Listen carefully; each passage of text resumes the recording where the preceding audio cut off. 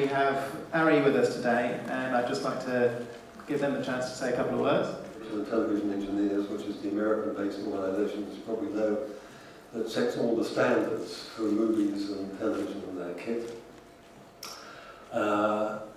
Dominic is a very experienced DOP, done a lot of high-end television, and I think movies, Dominic? Yeah.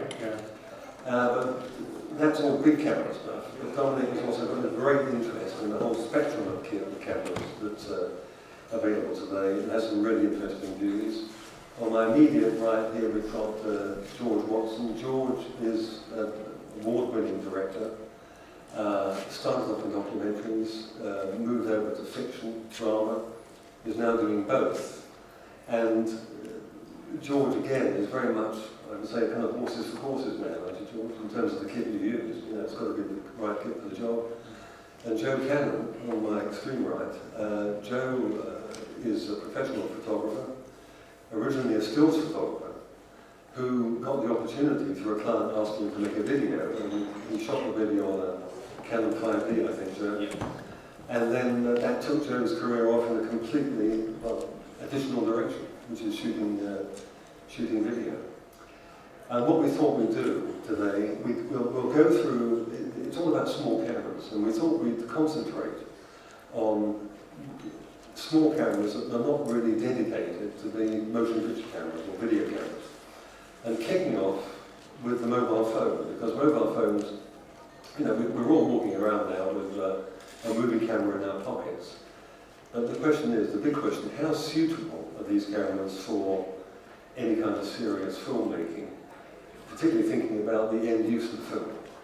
I mean, is it going to pass tech spec at the end, despite the fact it's being shot on a movie on a mobile phone?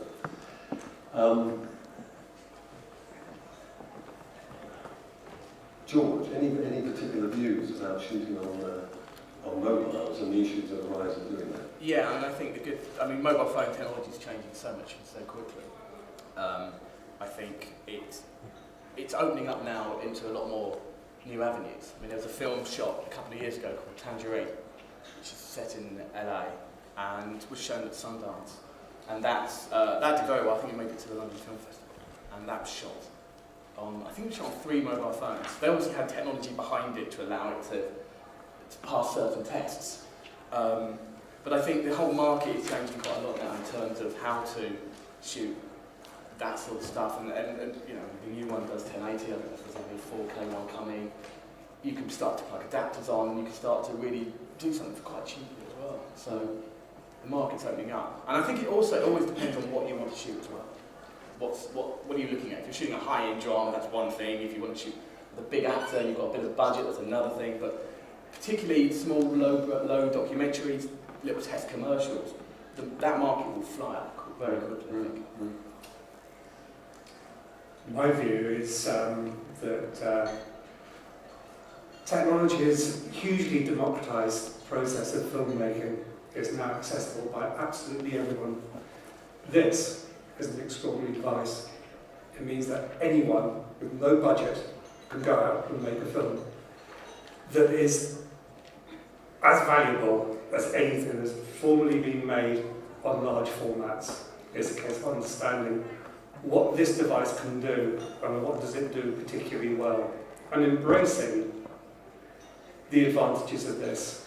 Right? There are no disadvantages in any format that you use.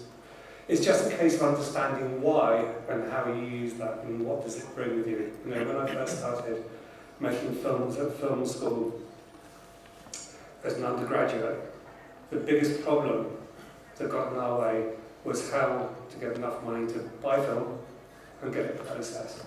And that determined everything about how we made that film, in as much as I knew that I'd have 500 foot of film, which means that the film was not going to be more than 10 minutes long, 11 minutes long, if I shot every frame and used it. And that was if I was lucky enough to get everything through the processing. You know, so, but now, we can all go out and make a film. And it can be an almost unlimited amount of footage. You can download your editing tools for free. You can even edit it on a mobile phone with an application. It's absolutely brilliant. The point is understanding and embracing the device that you're using, both the advantages and the limitations, and that is really important right at the outset. Joe? I think I agree. It's quite exciting how quick I think phones are kind of developing. I remember like 10 years ago being excited that my phone had 2 megapixels and shot more than VJ video. And now you've got an iPhone that can do 4K video, and then it's, my DSLR doesn't shoot 4K video. I mean, sure, there's other things than just resolution, but it's, from a phone now you can write a film, you can shoot a film, you can edit a film and distribute all from just your phone. I think it's quite exciting. Mitch? I would, agree with everything that's been said. I would add that in the advantages and disadvantages, even in drama, that there are certain things where you might want to use it in the intimacy thing. So, as one of these guys was doing a documentary, I think recently, with an old lady and didn't want to frighten her, and so you want to use a small camera for that, and a mobile phone is doesn't get between you, the cameraman or director, and your subject very much.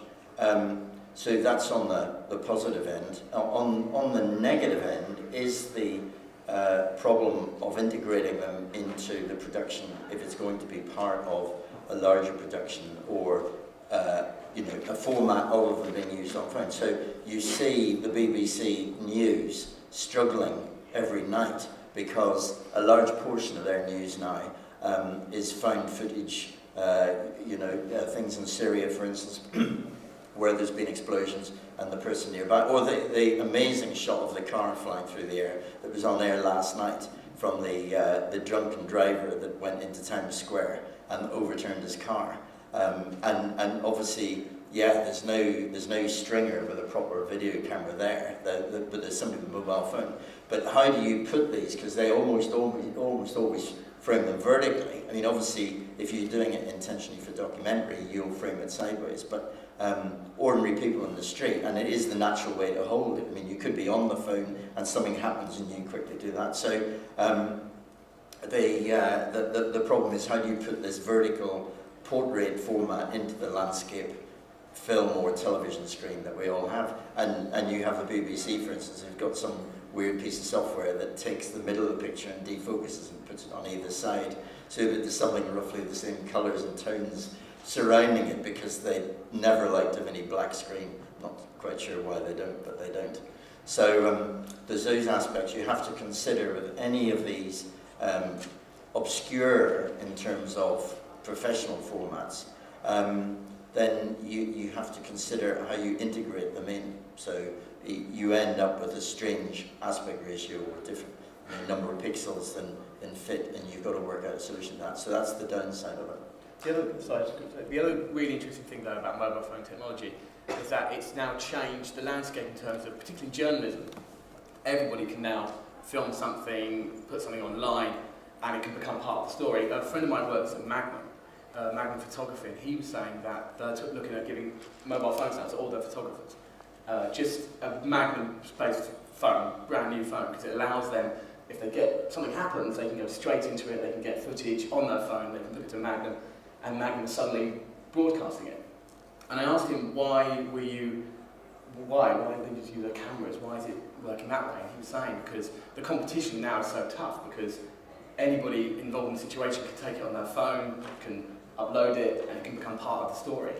So they prefer, at least if Magnum has some sort of involvement in that through their own photographers. So I think it's interesting what you said there about it's very instant, right? You can open a phone and just swipe, and you've got a camera open, and you can just shoot whatever's happening instantly. Whereas you've got a video camera, you've got to open the bag, you can take it out, put the lens on, turn it on, make sure the settings are right. By then, whatever's happening is gone, and And imagine in that bustle, when there's Mrs. May making another pronouncement or something like that, and you've got that bustle of photographers around, and they're all got their huge cameras, and actually somebody with a mobile phone can literally, because you can't even get your head into a position where you can see, but you can stick the mobile phone through, and of course you can see on the back what it's doing. But again, it's somewhat easier to hold it that way than that way. But you certainly, if you're in a scrum of photographers, you can thrust your arm through it and get a picture and still see what's. So I mean, there's the possibility there that you'd get the best shot of all the people in the scrum. I mean, outside the situation we're talking about, which is grabbing the moment in Times Square or Theresa May or whatever, if we set out to deliberately use our mobiles as maybe the main camera or a second camera, Mitch was talking about integration just now. A few questions. I mean, do all mobile phones shoot at 25 frames a second, or do some of them force you to shoot at 30? What are the issues about integrating that kind of footage into other footage? And also, if you do an entire production on that, are you going to run into the buffers of quality control at the end of the line when you present it to the potential buyer? It could be a broadcaster. Are they going to say, well, it doesn't cut the mustard, it's not quite good enough? Well, it's like everything else, they're all different. And there's Sony ones, Xperia phones that do 60, so that you can actually do slow-mo. In fact, isn't there one recently came out from from a Chinese company that can do short bursts of high speed, so that you can, get droplets of water falling or something. So, I mean, it's the same as professional cameras. You choose the one.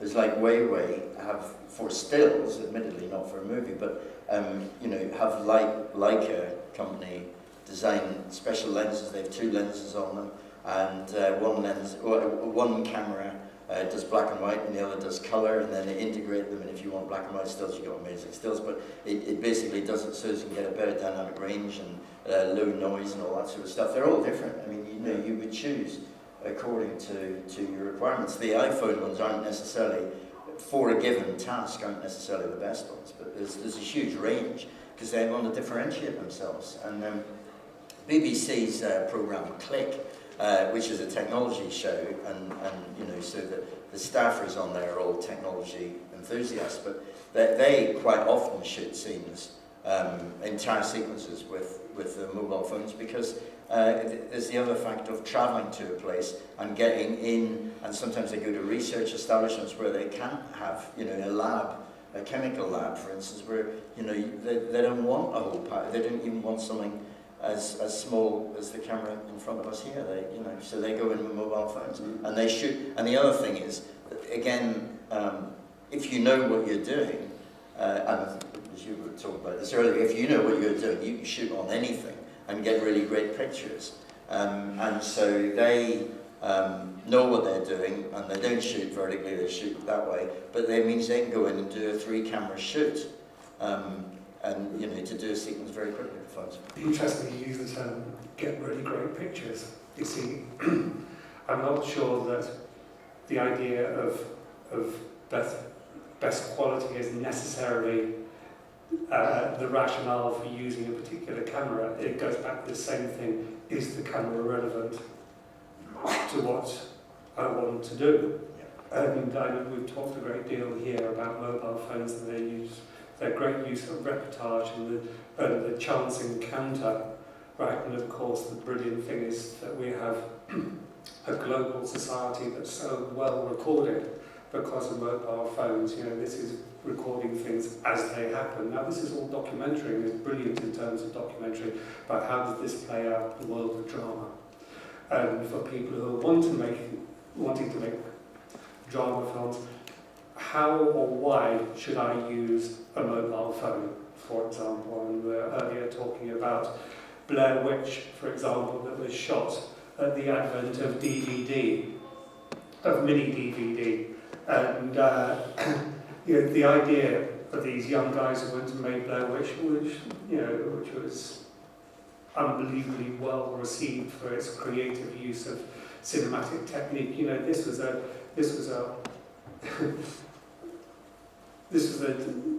tail wagging the dog. These guys didn't have any money, and the only format they could use was some kind of small light format, because you know what? That's what they had at home. But what they did absolutely brilliantly from the outset is they designed their drama to be relevant to the device they were shooting on. So they made first-person narrative, and what a great idea that was.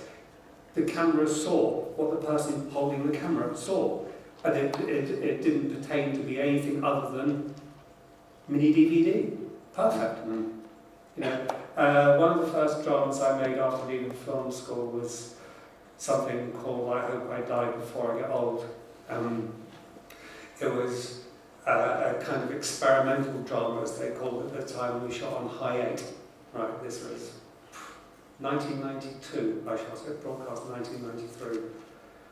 And no one thought it was possible. Now, the great thing about that drama, you know, bearing in mind this is right at the beginning, I know I'm digressing off mobile phones, but it's the same kind of mindset, is what could high-8 do that then larger Betacam cameras couldn't do? What it could do is it could be held in a hand like this. And it meant that we could go out and shoot with a cast of 3 in Leicester Square, without permissions or anything like that, but just clandestinely in the corners, and I would be shooting just little pickup shots of the public reacting to the actors performing. And it was like mixing this kind of verite within a drama, and it could only be done in this way because at that point, you know, drama meant dragging out, you know, HMIs and generators and controlling the streets and yeah. Every aspect of filmmaking at that point was about control, and this was about embracing the fact that you didn't have to take control of the environment you're filming in. So people were reacting, and one of the guys was psychotic. But this guy would just go out on the streets and perform, and the reactions that he was getting from the public were real. It was an amazing piece, it was an absolutely amazing piece. The fact that it cost tens of thousands of pounds to clean up afterwards is beside the point. But you've got the footage, haven't you? We've got the footage, yeah. Which is all that matters. It was a bit glitchy, but yeah, we've got the footage. Have you seen, there's a film called Under the Skin. It's a great example of multi-camera setups, and for example, Under the Skin was shot Alexa, it was shot all sorts of cameras. And part of that was because they wanted to make it look slick, they wanted it to look great and very cinematic, but also they wanted it undercover. There's scenes where Scarlett Johansson's going to the shopping centre, and they wanted it to be sort of live roaming with her. And so I remember the DIT telling me this story at the time where he had to almost create a whole new set of management in terms of how to data all the files, because he had, you know, she'd be driving with Lauren, camera here, camera here, camera here, and they'd get everything, then they'd do it all again. And he said just multiple cards from multiple sources coming in at the same time. He had no idea what to do with it all. So it was literally a case of sort of data management for everything. Mm. And that's a good example of how you can sort of shoot, not low res, but lowish res, and shoot high end at the same time.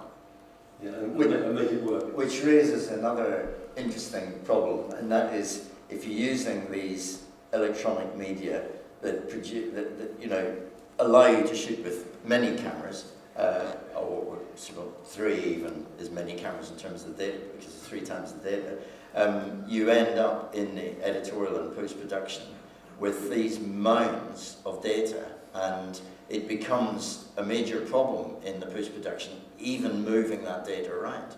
So where on film, you had this very tied down thing, and you shot, but you were limited in the amount you shot because it was so expensive, and if you ran out of film you had to change the camera, so you know, you had to be very careful in terms of the actors, so that you did magazine changes.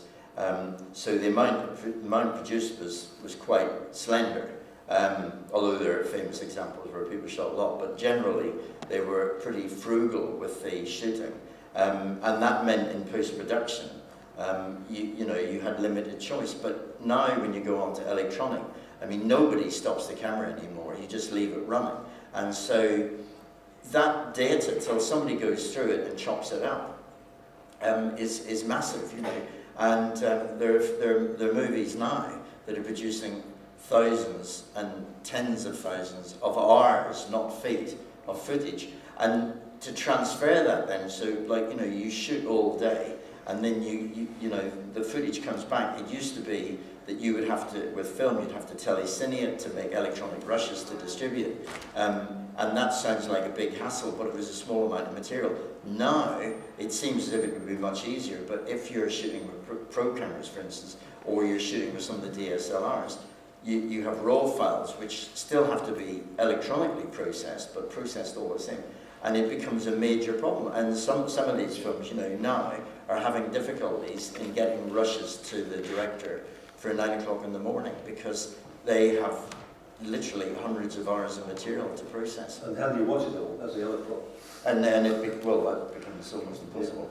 Do we have any questions? Because it would be great if this became a bit more of a, let's throw it open and make it a bit more of a two-way. First of all, gentlemen, then I'll come to you over here. The question's one word: audio, sound. Yeah. Yeah, I put it on my note here actually to raise it. Now we raise it. Let's try and deal with that. I mean, audio is a problem, particularly with mobile phones and some of the other cameras that we're talking about. Any views on that? We're not really audio people. Well, you get people who are specialist audios and you spend money on it. It's different. Like you were saying earlier, the phones used.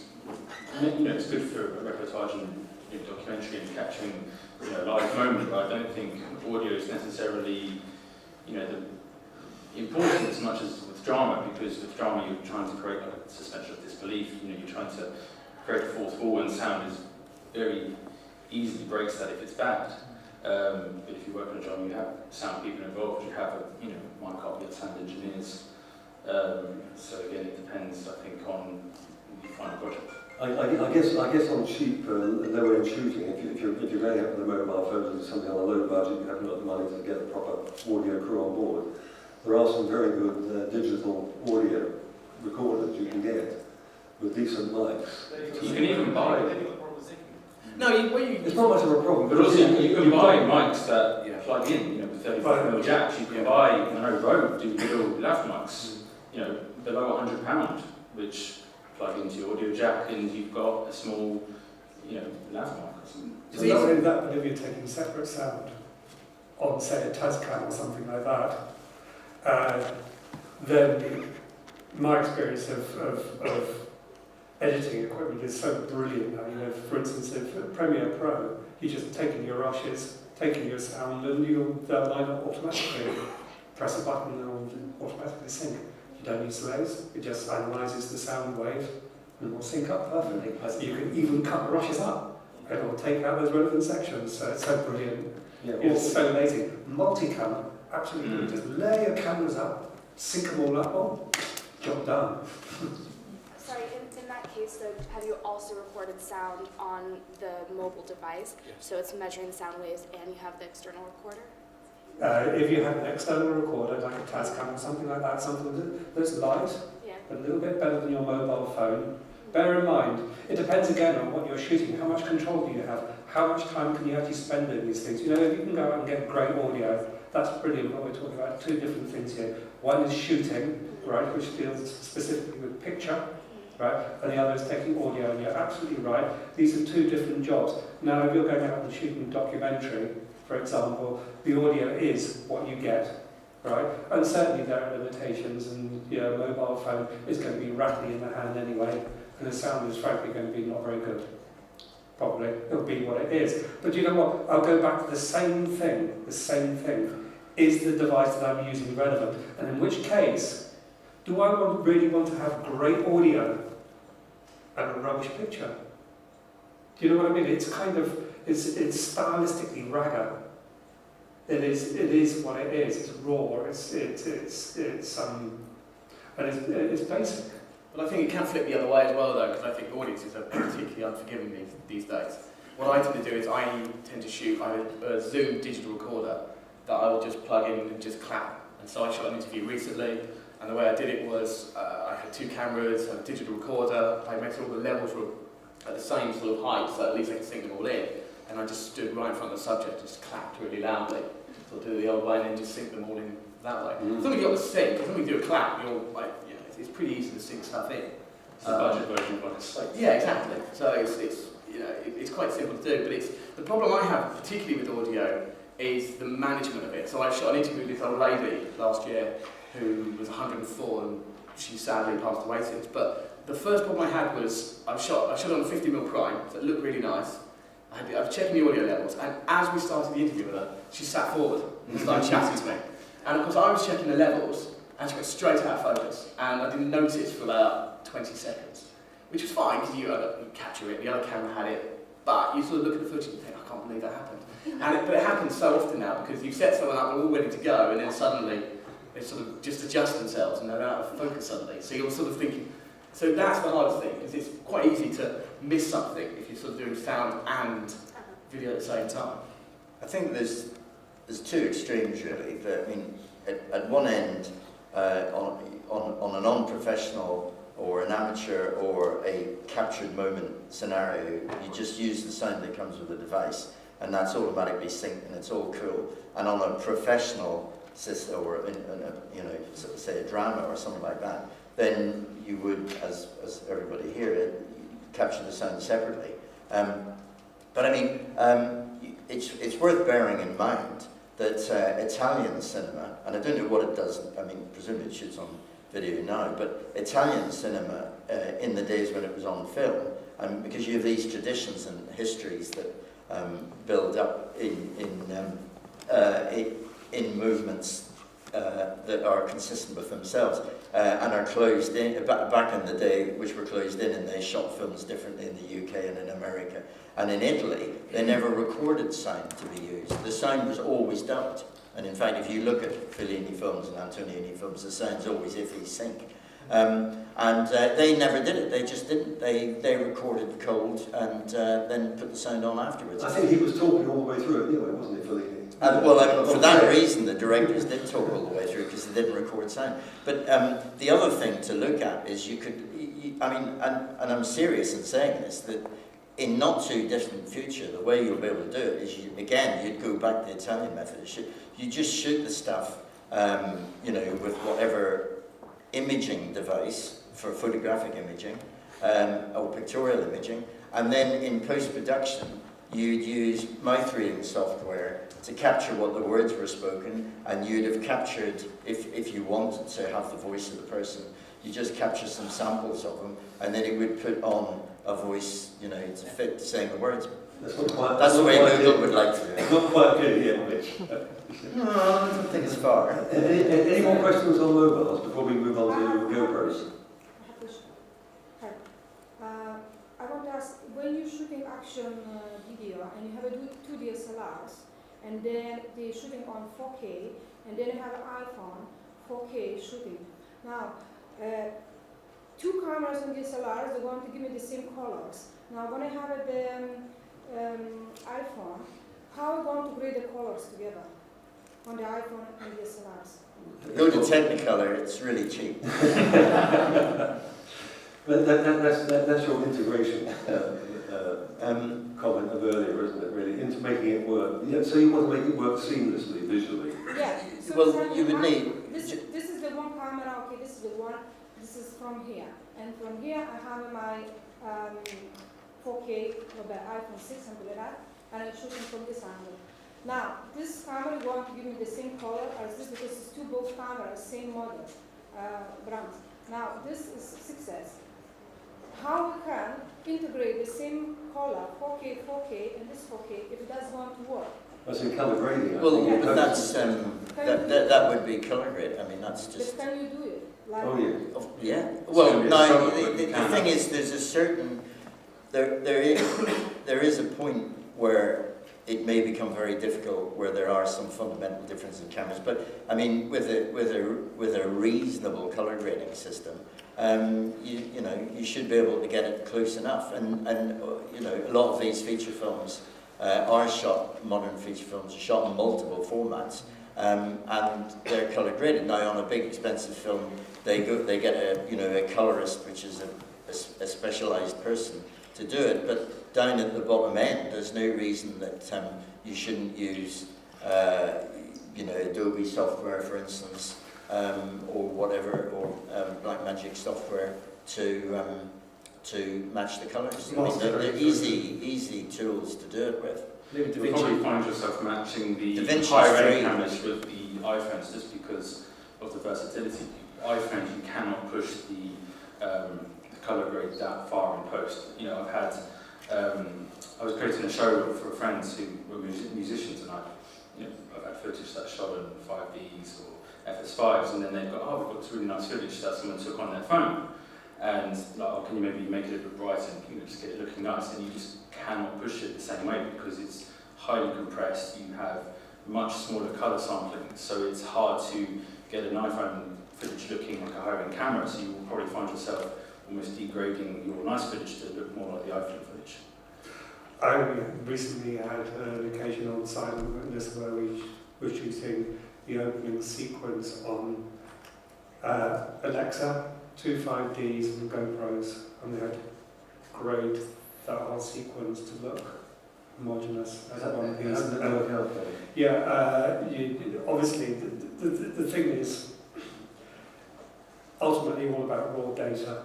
You know, the larger format cameras, when you're shooting raw log C, will record so much data by comparison to a GoPro, for example, which is unbelievably compressed.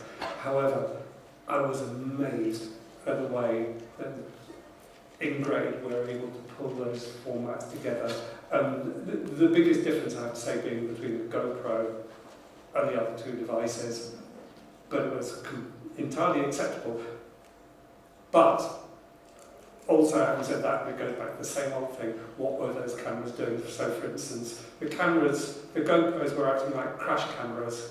You know, set inside a car that was going to get smashed a bit. It was run into a shipping crate at 50 miles an hour.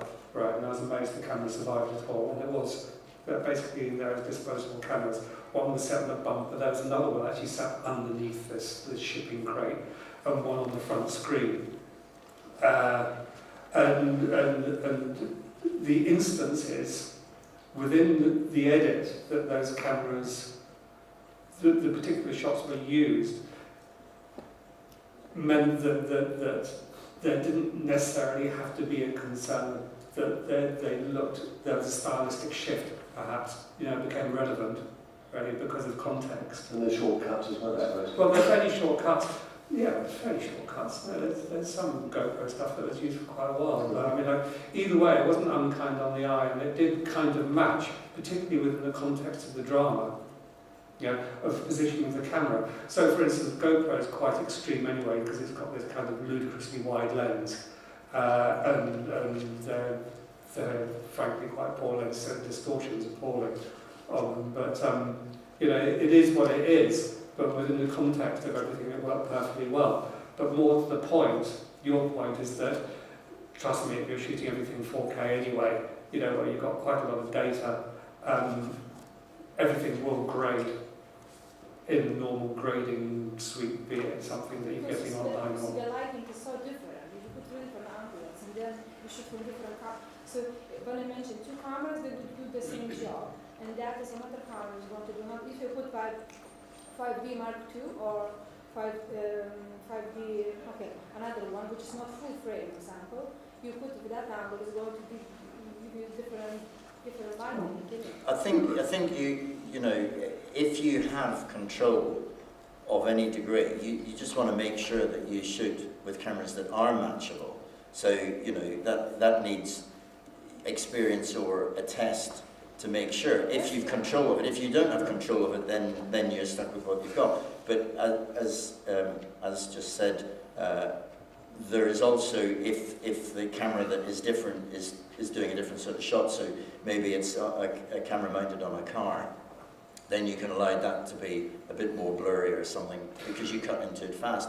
But in terms of color grading, I mean, for you, if you haven't been doing color grading, then the best one, easiest one to learn and cheapest option is if you go to blackmagic.com and download DaVinci, which is a professional color grading program, which is what, even Technicolor use DaVinci for some of their work. There are purchasable options that you can add to it, but they're all hardware. So the software is free, blackmagic.com is where it is, and that is what broadcasters and people use, and that has tools for matching shots. But the thing is, like everything, I mean, there's only a certain point. You can't get things to look identical. You're not going to get a £20,000 camera and a phone necessarily to look identical. For a start, the depth of field of the tiny little sensor and the big sensor are going to make those pictures have, they'll have different depth of field, if nothing else. You mentioned something about lighting as well. I mean, the thing is, you can't grade light. You can only grade what the camera records, right? And so, if you've got a light from behind camera, very camera bashy light, so you're shooting with a key light, that camera is never going to shoot, will grade in the same way as the camera that's coming from here, which is shooting backlight.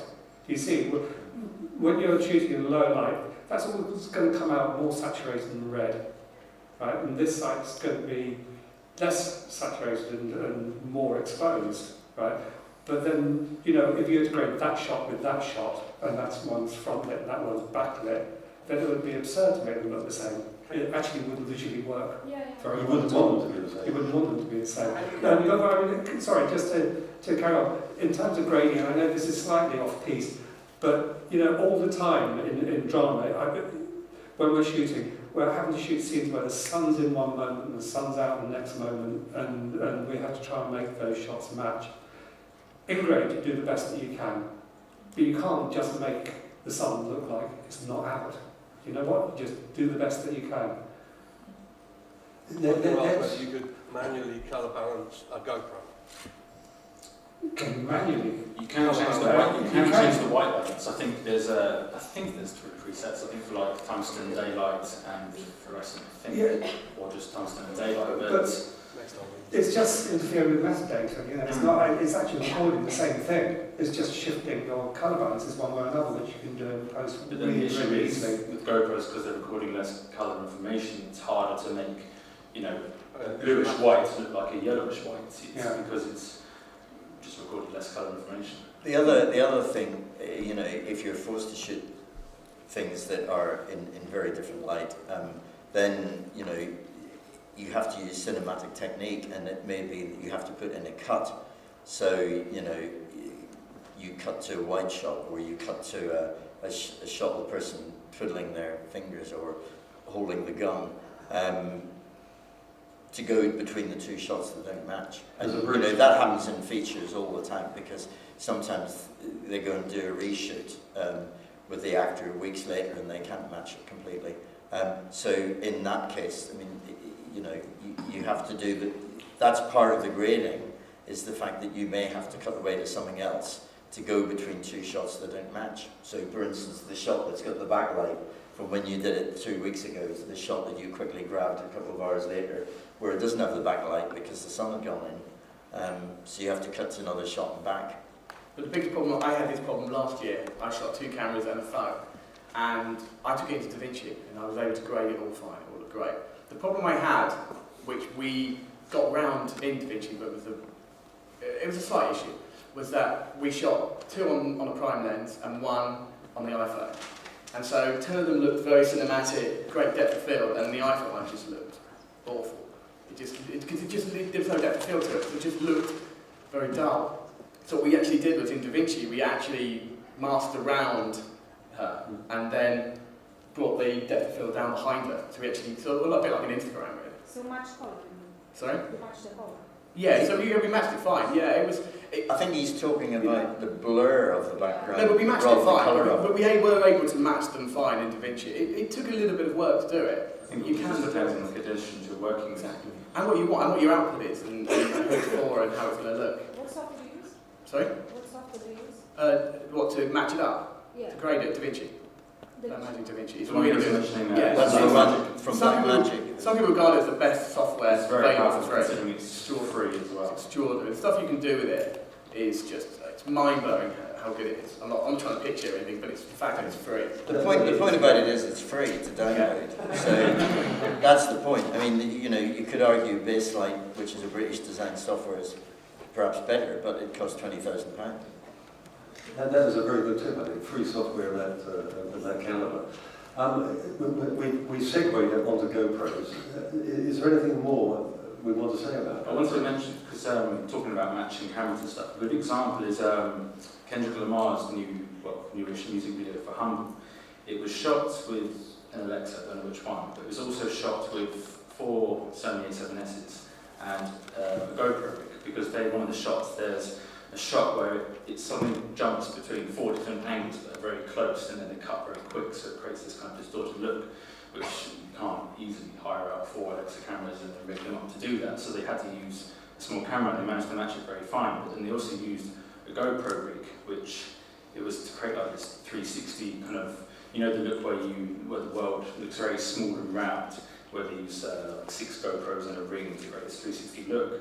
And they kind of managed to match it all, especially the A7S with the Alexa, managed to match very fine. But because, I think like you were saying, is with the GoPro, it's because it's very wide and it's got a very stylistic look, you kind of forgive it for its imperfections because it's creating this really interesting look, and you don't pick out the details, you don't pick out the shadows and the blacks and things.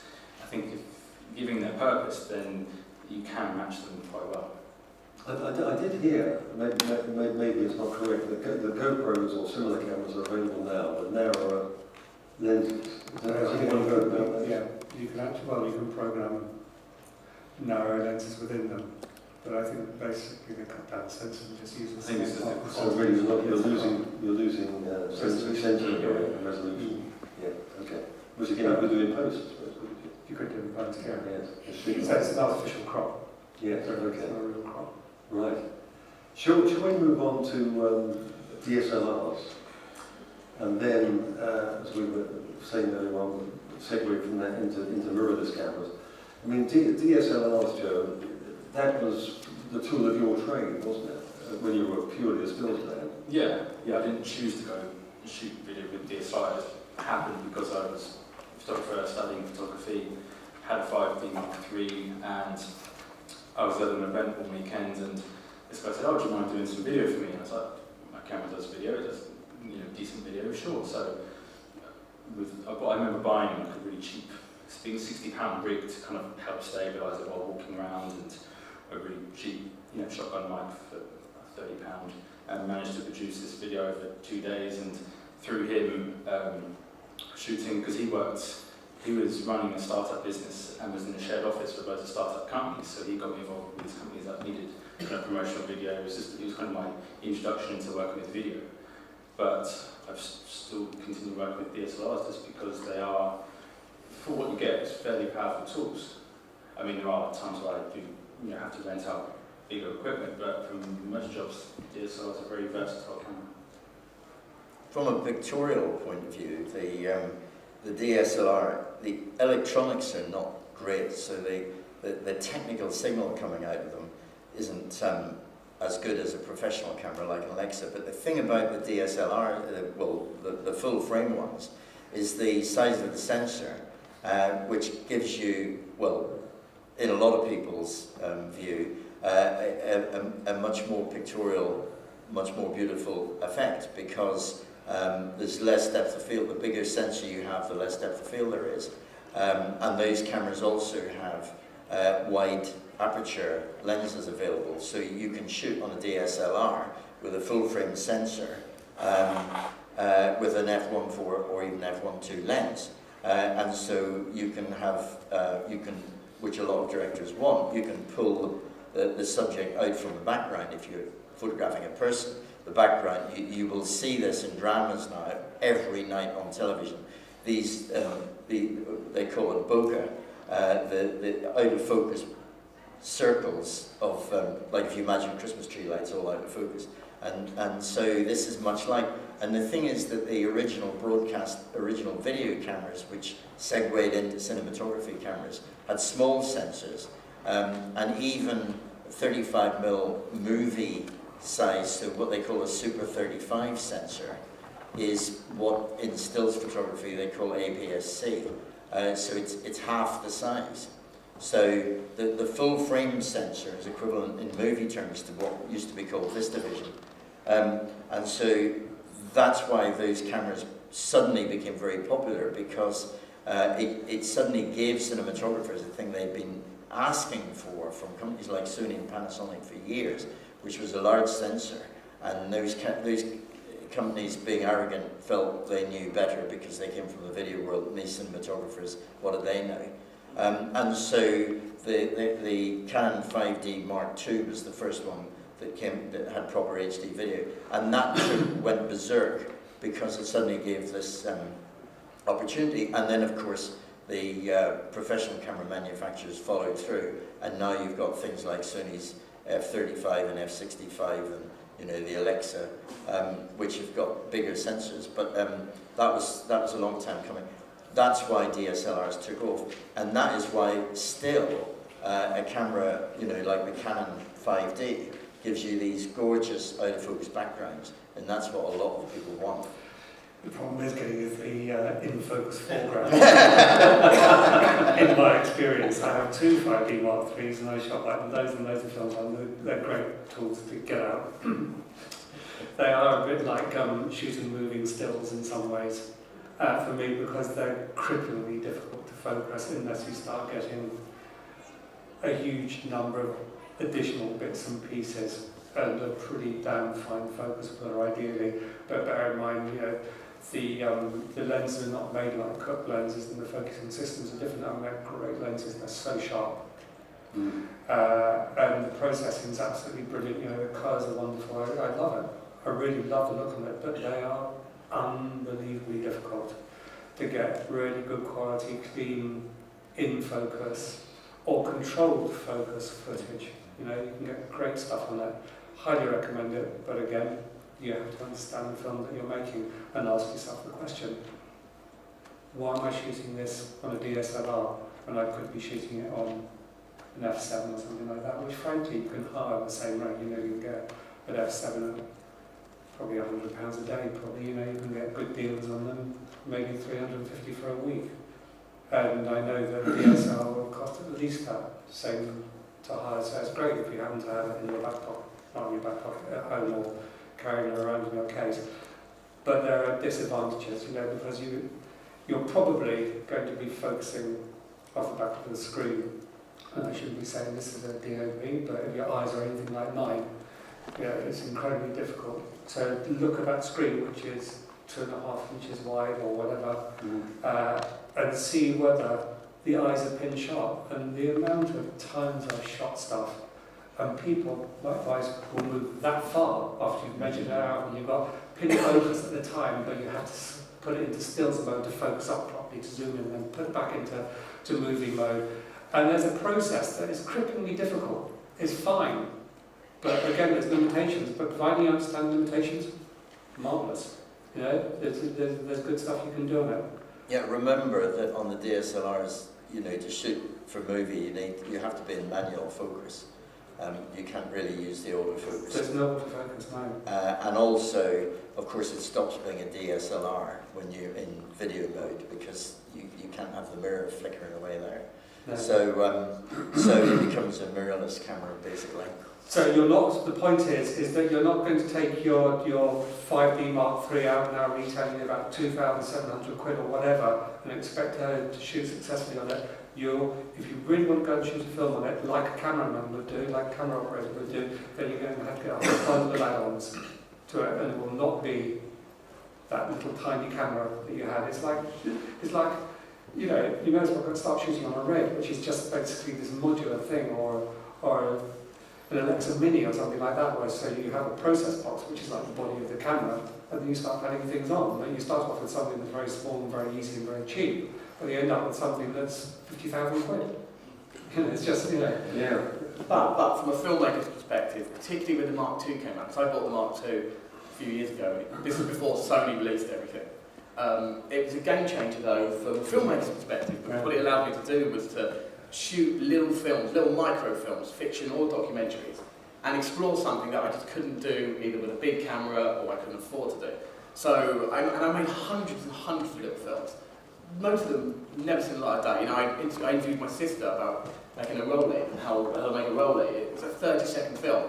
I ended up using that film to pitch for something else because of the way I shot it, in that sort of handheld, shallow depth of field sort of way. So what it did was it opened up the market in terms of making simple little films that would never be broadcast. They go online, but they build your portfolio up. And then Sony came along. Sony sort of saw what they did, came along, and then.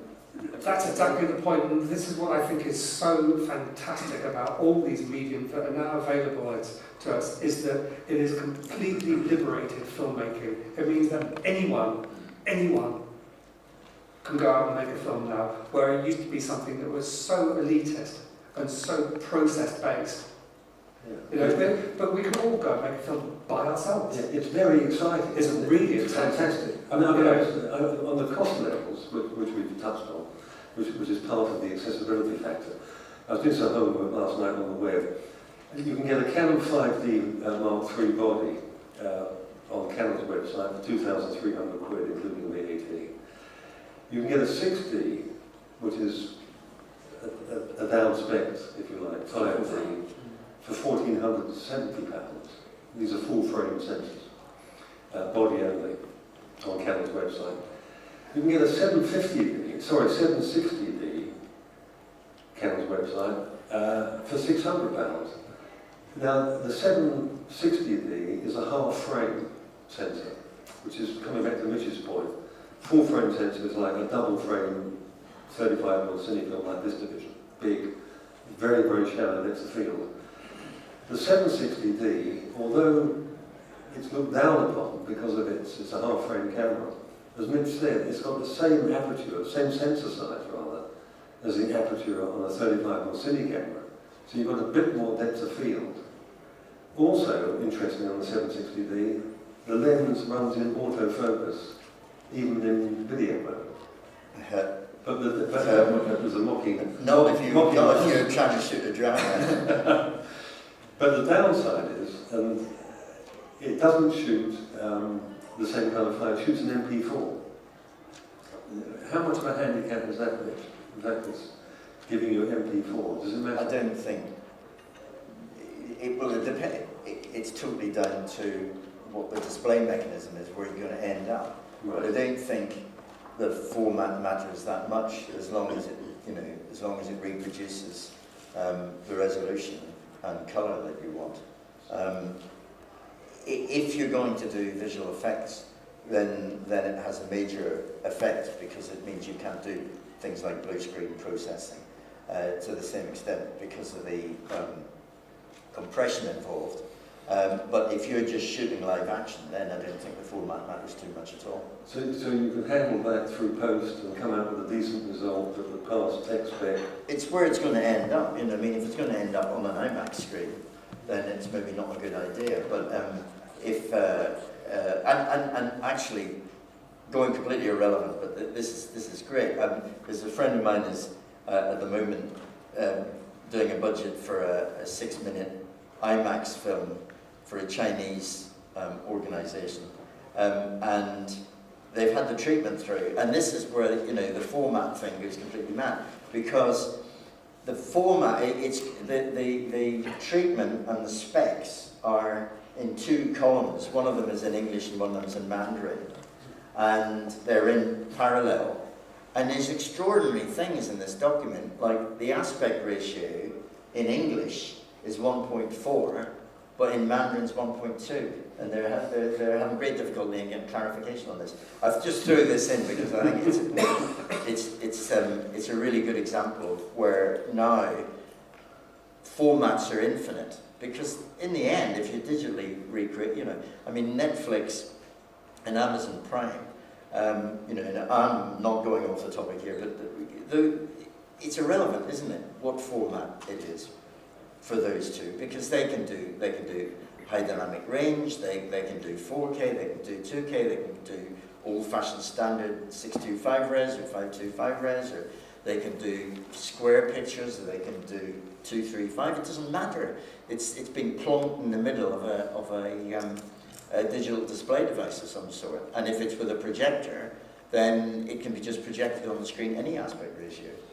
So, I mean, in the end, you can go off and shoot anything, and as long as you're going through those display formats, then it doesn't matter. So it's down to where you end up. If you're going into, an Odeon cinema, then you'll have to be able to get into a DCI format. If you're going on to broadcast television, then you've got to get into an HD format. But other than that, it doesn't matter. So basically what we're saying is on that aspect, we can take pretty well anything that we shoot, as long as it passes basic technical requirements of being decently exposed, there's a decent image out there. We can take it all the way through post and aim it to whatever the final destination it wants to arrive at. I mean, apart from extreme things like IMAX. No, I think, well, there's certain destinations that anything would go to, but if you're aiming for a cinema like an Odeon, which is DCI spec, or you're aiming for BBC television, which is basically HD, then the format you choose needs to be capable of being turned into that format. Some things, it's quite difficult, like a mobile phone in vertical, but of course you can do it. Yeah. But the point is, if you go into the web, then you can be in your original format, it doesn't matter at all.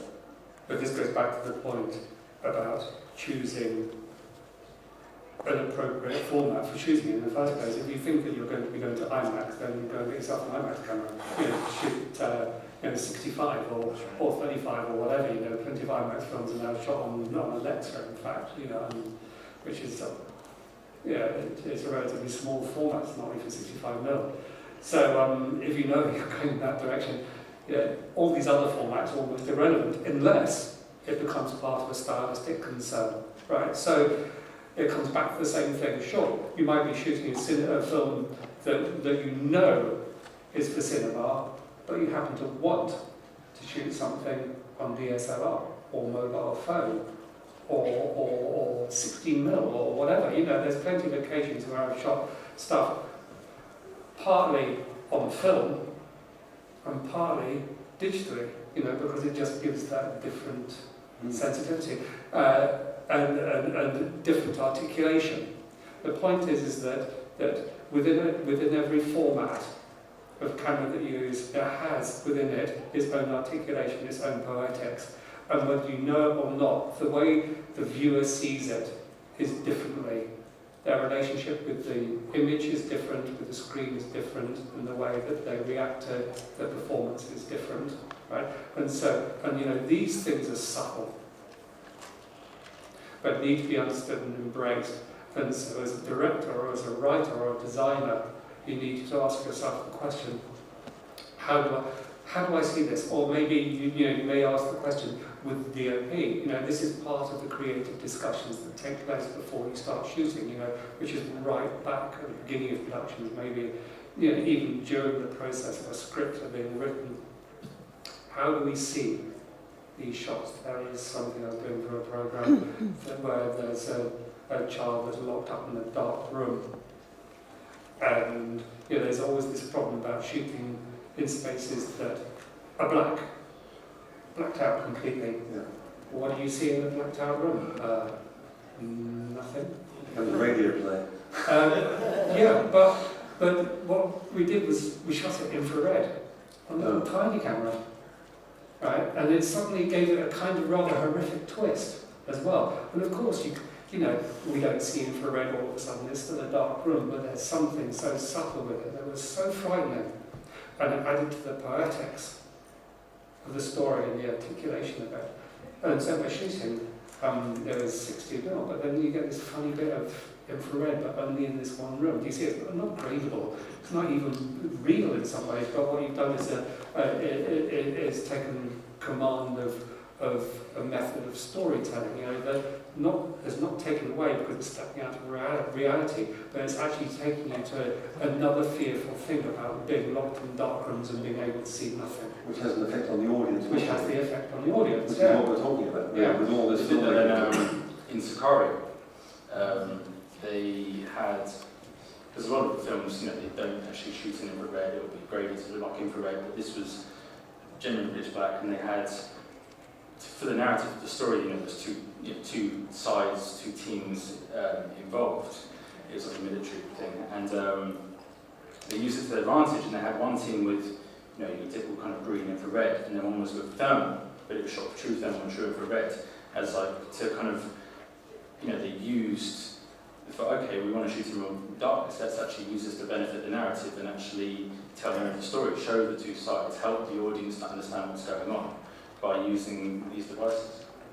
Another good example is Steve Jobs. I don't know if people have seen that, which is Danny Boyle, who always plans very carefully and rigorously.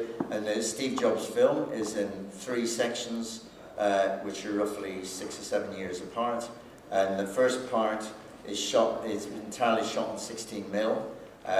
The second part is 16mm, which is basically inherently soft and grainy, and with a very, it's small, so it's like a video small sensor, so it's got a very deep depth of field. And then the second section, which was the, when he left Apple and was working independently on the next computer, and the first section was to look like old video news, which, television news, which was shot on 16mm. Then the middle section was on 35mm, which gives you shallow depth of field but very sharp.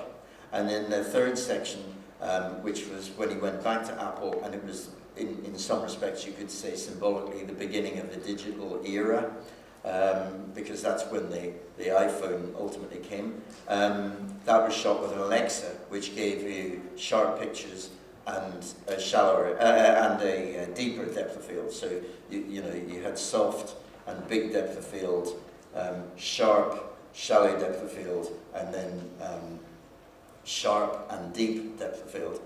So there were 3 completely different looks, and this guaranteed that he had different groups of people working on the film, which guaranteed that his look, even though it was a big studio film, it meant that he was able to impose his will on it, even though he wasn't necessarily there all the time. This is subtle difference. Without knowing, I mean, I'm sure a lot of you have probably seen the film, I hope you have. It's really good, and I recommend you do see it if you haven't, and bear that in mind, because it psychologically affects the audience. They really do feel they're in different eras, but I'm sure those of you who've seen it probably never realised they were all shot in different formats. It's absolutely brilliant, and that is deep planning, because obviously it's a different set of cameras, the processing is entirely different. The 16mm, the only place they get it processed was in Mexico. It was badly done, and so it was, grainy and noisy and, not very good processing. The 35mm was beautiful, was done in Hollywood, and the Alexa stuff was done in the UK, and obviously by electronic crew as opposed to a lab crew. But also these things are all big budgets though, where you get creative choices. I think what interests me as well is when you're doing something which is very small budget and you're thinking, how can I make it look cinematic? How can I make it look how can it compete? A lot of times you don't get the choice. No, exactly. But you can use a DSLR and an iPhone and a GoPro. Yeah, I directed a short film last year, and I had the choice between, we had a £3,000 Kickstarter we got, and I chose to shoot on Alexa rather than FS7, the Sony FS7. And it looks great, it's wonderful, it works brilliantly. The Steadicam operator sort of wanted Alexa, so we sort of went for it in the end. And then I shot at the same place on the FS7 with some Canon prime lenses, and it doesn't look as good, but it competes fine. And I learned from that. I suddenly thought, well, hang a minute, the Alexa cost about 1,000 and a bit to hire. The FS7 was about 250, 300 quid. I could have pumped that money into a few extra bits where you can sort of notice it a little bit. And that's what's really interesting me now, is how particularly Sony, Panasonic, Canon are starting to try and compete now. They're starting to have low brand sort of very cinematic cameras where you can hire for pretty cheap, and not that expensive. The F7 is like an excellent Yeah. camera department, and it's a fabulous camera. Yeah, I mean, it's a really good camera. Yeah. I think with small budget independent filmmakers, I think it's very easy to kind of get lost up in the kind of technical specifications of a camera, and how is it going to give you the right image, when I think the primary focus at first should be the story you're telling if you're telling stories, because it's all very well hiring a 20 grand web camera and you can't tell a story, and your audience is not going to be engaged, and it's pointless. But if you can tell a story and then think about cameras and technology, then I think it's just about getting your storytelling abilities up to par first. Because people spend, with big films, you spend like 10 grand on SMPiE and stuff. But with film cameras, you can buy old. A lot of cinematographers now with big budget films are not using these kind of really crisp cinema primes. They're using the old cinema primes because you bought some recently, Joe. I bought not cinemas because they still cost thousands of pounds, but thousands of pounds are still cheaper than tens of thousands for some of the cinema primes. But it's a visual choice. I bought some old Russian 35mm still lenses for about £20, £15, and sure they're not quite as sharp as spending £1,000 on a 50mm 1.2 or something, but I think that's part of the kind of everyone goes for this filmic look, and I think part of it is the lens. These digital lenses are too clean, they're sometimes too crisp and too perfect, and with these old lenses they have these nice imperfections, and they're cheap. They actually are quite sharp as well. A friend of mine works at CVP, so they have these really nice lens testers, projectors that show you. And he was comparing it to some of these full brand SMPiE. He said they can somewhat hold up, considering they're only £20. And the reason why you talk about the 650D, 750D, the reason why people go for those cameras is because there's a budget involved. And the good thing about those cameras, because they're crop sensor, is there are cheaper lenses available. You can buy cheaper Canon lenses which don't fit on full frame sensors because it just doesn't work. It doesn't cover the sensor. If you have a big sensor, you need a lens that covers that sensor. So, if you're on a budget, which is probably the reason why you're going to buy a 650, look at old 35mm lenses because the apertures. Because the other thing is the aperture is built into the lens. With digital lenses now, they have to be controlled through the camera. But with the old film lenses, you can control the aperture manually through the lens, which is nice, and you can declip them. So and it's worth mentioning on that front then that going into mirrorless cameras as opposed to DSLRs, that the Sony range of cameras, the A7, whatever, there's S's and R's and 2's. So the A7S2 is a particularly video-orientated one that is a tremendous low-light capability. But the thing about it, it's a full-frame camera, but the thing about it is that it's got a very wide, because it's mirrorless, there's a short distance between the back of the lens and the sensor, and it's got a very wide flange, which is the hole that the lens screws into. And it is wider than almost any other camera, any other full-frame camera on the market. So this means that with just a simple metal adapter, you can put any lens from any 35mm still camera onto it. And all those old film manual lenses, of course, are going cheap. They're 40, 50 quid to buy. And you can buy a Kaipon, or, well, there's even cheaper ones, but a Kaipon Chinese adapter. They make every single lens, Olympus, Pentax, Tacumars, the old Minolta Rockors, which were better than either Canon or Nikon lenses, fit straight on that camera because the Sony Alpha range of cameras are the old Minolta factory, in fact, and because Sony bought the Minolta factory and the research and development, including all the people. So old Rockor lenses, which again you can buy for under 100 quid, will fit on without even an adapter.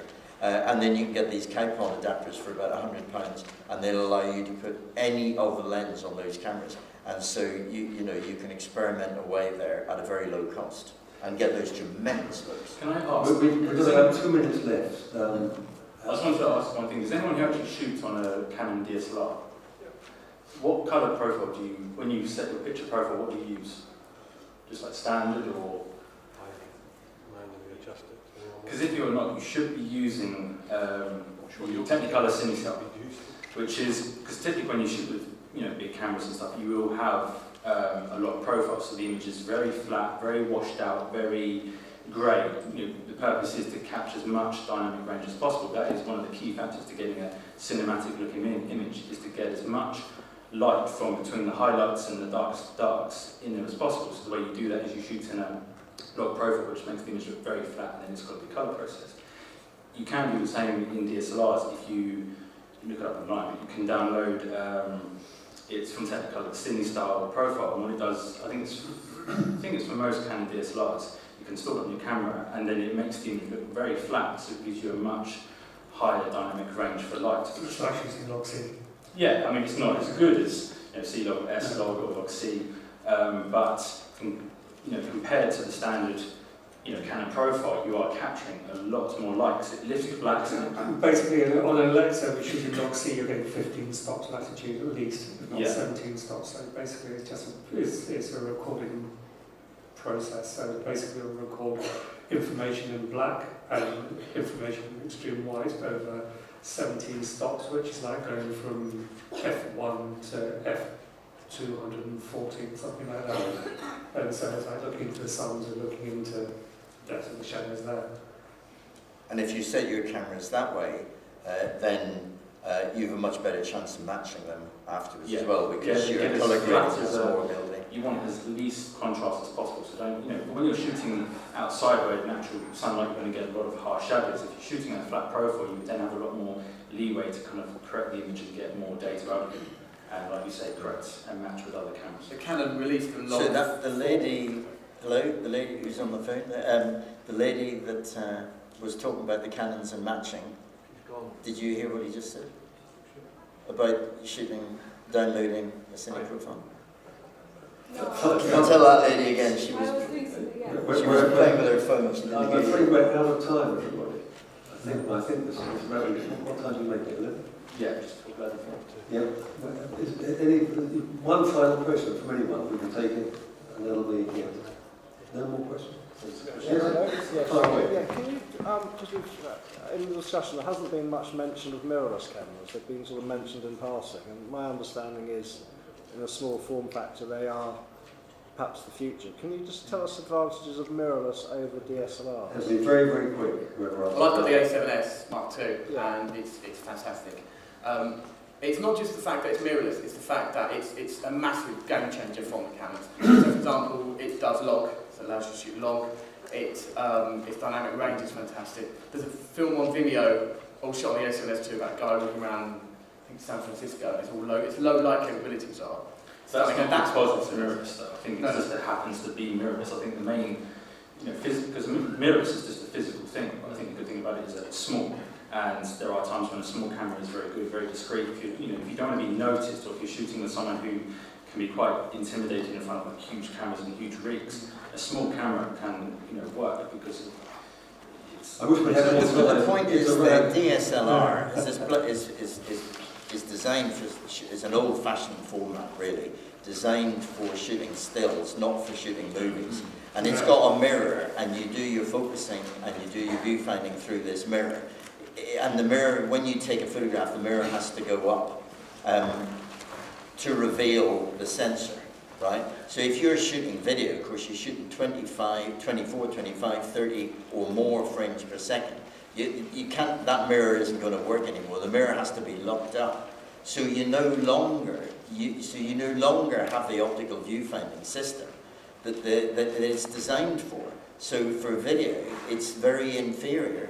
In a mirrorless camera, it doesn't have a mirror, and it's designed to provide a video feed. So therefore, it instantaneously becomes like a cinema camera, if you're using it for video. So it gets, the DSLR is totally inappropriate, and as everybody here has said, they're a bugger to shoot with. But a mirrorless camera is a bit like a cinematography camera anyway, although it's a still camera. So without a question, there's so many. We have to wrap it up. A7. Okay, so before we move on, join the club. Thank you very much. Mitch, Dominic, George, Joe, thank you very much indeed. Thank you very much.